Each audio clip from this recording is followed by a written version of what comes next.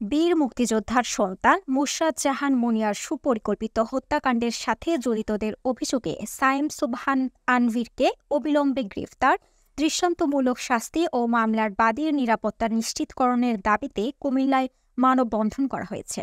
শনিবার বেলা ১১টায় কুমিল্লা প্রেস ক্লাবের সামনে কুমিল্লার সর্বস্তরের জনগণ বিক্ষুব্ধ কুমিল্লাবাসীর ব্যানারে ঘণ্টাব্যাপী এই মানববন্ধন করা হয়। এ সময় মুনিয়া হত্যার বিচার চাই, মুনিয়া হত্যাকাণ্ডের তদন্ত ও দ্রুত সমাধান চাই, অবিলম্বে আসামি গ্রেফতার চাই, আনভীরের গ্রেফতার চাই সম্মিলিত বিভিন্ন প্লেকার্ড নিয়ে বিক্ষুব্ধরা মানববন্ধনে অংশগ্রহণ করেন। মানববন্ধনে বক্তব্য রাখেন নিহত মুশরাত জাহান মুনিয়ার বড় বোন নুসরাত জাহান। বীর মুক্তিযোদ্ধা জয়নাল আবেদিন চৌধুরী সহ মানববন্ধনে বক্তারা বলেন, মানবতার মা মাননীয় প্রধানমন্ত্রীর হস্তক্ষেপ ছাড়া এই বিচার সুষ্ঠু হবে না।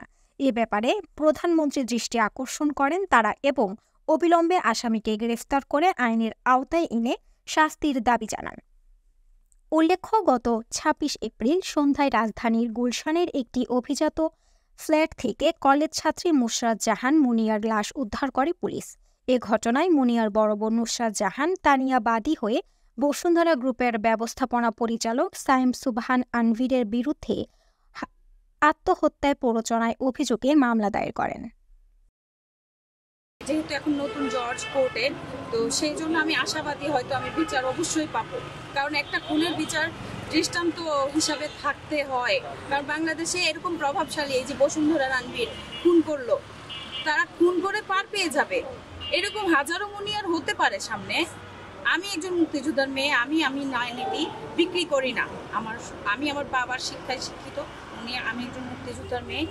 আমাকে আনভীরের শত হাজার কোটি টাকা থাকুক আমার দেখার বিষয়। আমার বোনকে হত্যা করছে, আমার বোন না হয়ে যদি আরো কারোর বোন হতো তাও আমি তাই করতাম। আমি আসলে সেই বিচারের দাবিতেই আজকে এখানে।